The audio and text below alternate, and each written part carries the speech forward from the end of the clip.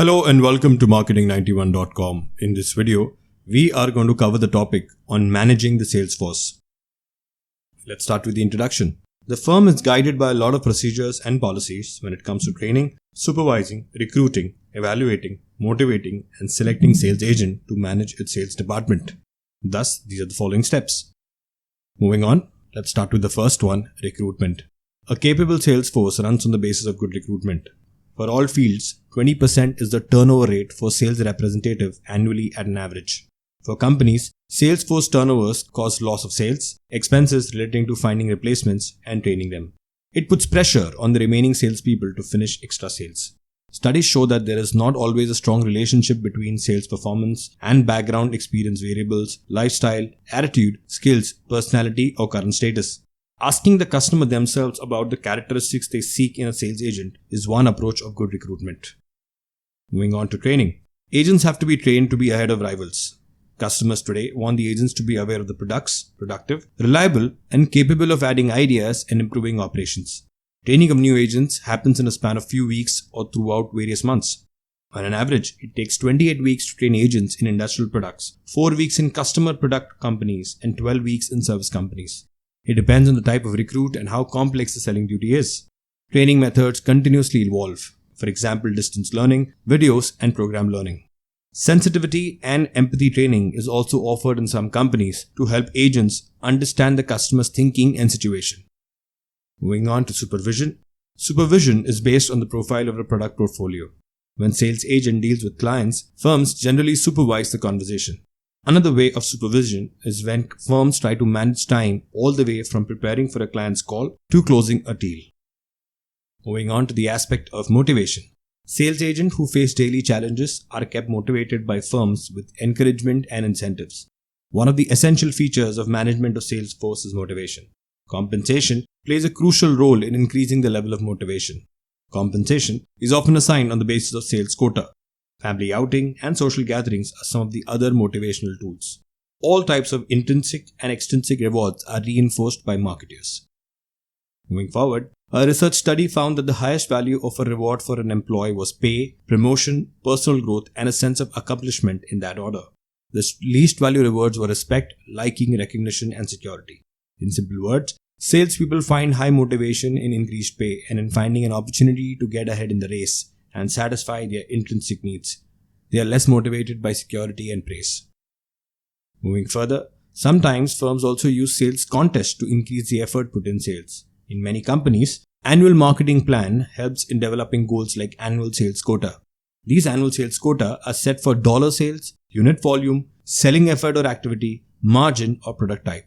More often than not, the kind of compensation one receives is tied to the amount of quota fulfilled by the salesperson. And finally, evaluation. An important characteristic of management of the sales force is evaluation. A good starting point of evaluation is a sales report sent forward by the sales force. The sales report is the most important source of information about representatives. Other than that, extra information can be collected through personal observation, customer letters and complaints, customer service, salesperson self-reports, and conversation with other reps.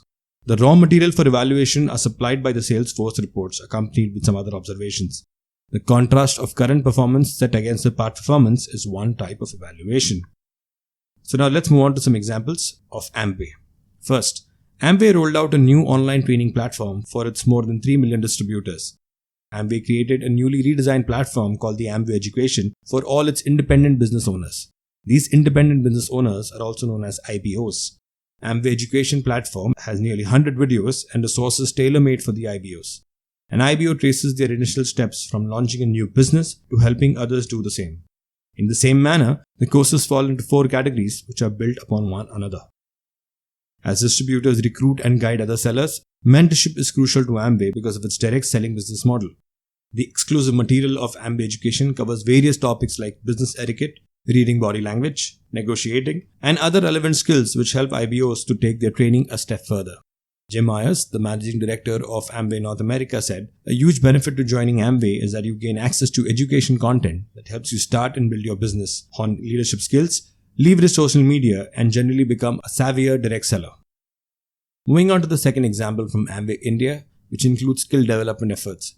Amway has significantly contributed towards the development of skill and nurturing of entrepreneurship in India. The company has been in alignment with the Indian government's skill initiative, with focusing their training procedure on enhancement of skills and competencies of its direct sellers. At the ASCOM National Summit Cum Awards on Skilling India 2019 held at Ranchi, Amway India was given the Best International Company in Skill Development. Amway's recent initiative to partner with the Retailers Association Skill Council of India was recognized by this award. Moving on, more than 11,000 direct sellers have been trained and certified by Amway till date as individual sales professionals. It plans to train and certify another 51,000 direct sellers by 2020. The company conducts more than 18,000 training sessions annually. Additionally, Amway also created a completely digital learning portal. The goal of this digital learning portal is to enhance the skills and knowledge of its direct sellers. And the final example of training amidst lockdown. Amway India was aggressively optimistic that its strategy focused on training digitally will help recapture business very close to the pre-COVID level by July 2020. The company affirmed that its online share of sales would continuously remain at an excess of 80 to 85%.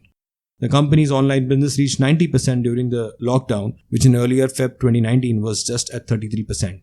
But as a drawback, Amway fails to anticipate that it will go back to pre-COVID level in the future. All trainings and meetings with direct sellers have been shifted online. The company has organized over 3,041 online training programs since the lockdown, attracting over 4 lakh Amway direct sellers. So that's it, folks. This brings an end to the topic on managing the sales force. These are some of the sources and links referred to for the content in the video. If you've liked the video, do subscribe to our channel. If you want to view these videos in an organized manner, you can visit freecourses.net, where all our videos are arranged in the form of courses. Thank you and see you in the next video.